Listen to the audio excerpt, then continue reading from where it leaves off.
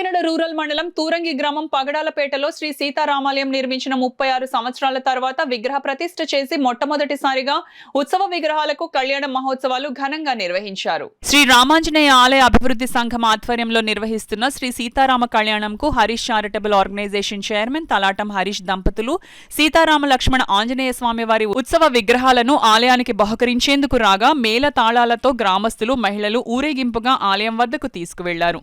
ఆలయంలో స్వామివారి ఉత్సవ విగ్రహాలను ఉంచారు. ఆలయ అర్చకులు ఉత్సవ విగ్రహాలకు శుద్ధి పూజలు నిర్వహించి గ్రామోత్సవం పల్లకి సేవ నిర్వహించారు. అనంతరం ప్రత్యేక వేదికపై శ్రీ సీతారామ లక్ష్మణ ఆంజనేయ స్వామి వారి ఉత్సవ విగ్రహాలను ఉంచారు. ఆలయ అర్చకులు వెంకయ్య దీక్షితులు వేద పండితులు మంత్రోర్చనల నడుమ శ్రీ సీతారామ కళ్యాణం కన్నుల పండుగగా జరిపించారు. పీఠలపై అబ్దులు దంపతులు తలాటం హరీష్ అన్నపూర్ణ దంపతులు కూర్చొని స్వామివారి కళ్యాణం శాస్త్రోక్తంగా జరిపించారు. పెద్ద సంఖ్యలో భక్తులు తరలివచ్చి స్వామివారి దివ్య కళ్యాణం కనులారా తిలికించి పులికించారు. ఈ కార్యక్రమంలో శ్రీ రామాంజనేయ ఆలయ అభివృద్ధి సంఘం సభ్యులు, స్థానిక ప్రజలు, మహిళలు పాల్గొన్నారు.